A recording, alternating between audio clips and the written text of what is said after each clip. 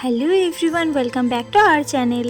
আজকে পয়লা বৈশাখ মাসের প্রথম দিন। এই দিনটা নিয়ে ছোট থেকে একটা আলাদা রকম আনন্দ আমাদের ভিতরে কাজ করে। এখনকার থেকে কিন্তু ছোটবেলারও বেশি আনন্দ হতো, যেমন নতুন জামা পরা, বড়দের সঙ্গে হালখাতা করতে যাওয়া। আমি তো আমার দাদু ঠাকমার সঙ্গে প্রায় হালখাতা করতে যেতাম ছোটবেলায়, তবে এখন সেগুলো সত্যি খুব মনে পড়ে।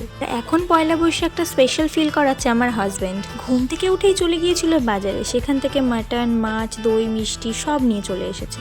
আজকে যেহেতু আমাদের বাড়িতে রয়েছে দুধ ওতলানো, মানে এটা একটা পুজো, তো আমার বাপের বাড়িতেও ওই নিয়মটা রয়েছে, আবার শ্বশুর বাড়িতেও রয়েছে, কিন্তু নিয়মের কিছু কিছু জিনিস একটু আলাদা। আমি ওয়েট করছিলাম এই যে দুধ উতলে উঠবে, এইটা ক্যাপচার করবো আর তোমাদের সঙ্গে শেয়ার করবো। যাই হোক, সেটা আর হলো না। দিদিভাই রিচুয়ালসগুলো কমপ্লিট করছে, করে নিক, আমি স্নানটা সেরে আসি।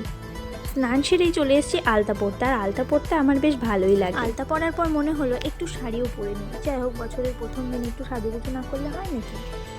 তো চলো, এবার সাজুগুজুর শেষ পার্ট, সেটা হচ্ছে সিঁদুর পরা। সিঁদুর পরবো, টিপ পরবো, তারপর নিচে যাব। এইবার দেখো আসল মজা।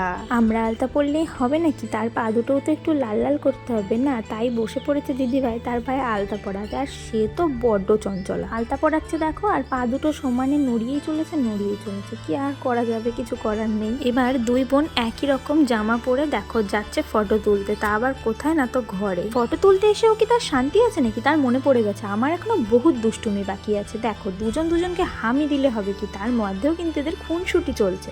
এবার চলে গেছে দিদিদের সঙ্গে ফিল্ডে, তাই ভাবলাম সব কুচে কাচাগুলোকে এক জায়গায় করে একটা ফটো তোলা যাক, এটাই এদের বেস্ট মেমোরি হয়ে থাকবে। তারপর বিকেলবেলায় চলে গেলাম পিটুলি তলায়। বছরের প্রথম দিন একটু ঠাকুরের স্থান থেকে ঘুরে আসলে মনটাও একটু ভালো লাগবে। বছরের প্রথম দিন আমরা তো এমনভাবে কাটালাম, তোমরা কে কীভাবে কাটিয়েছো কমেন্ট করে জানিও।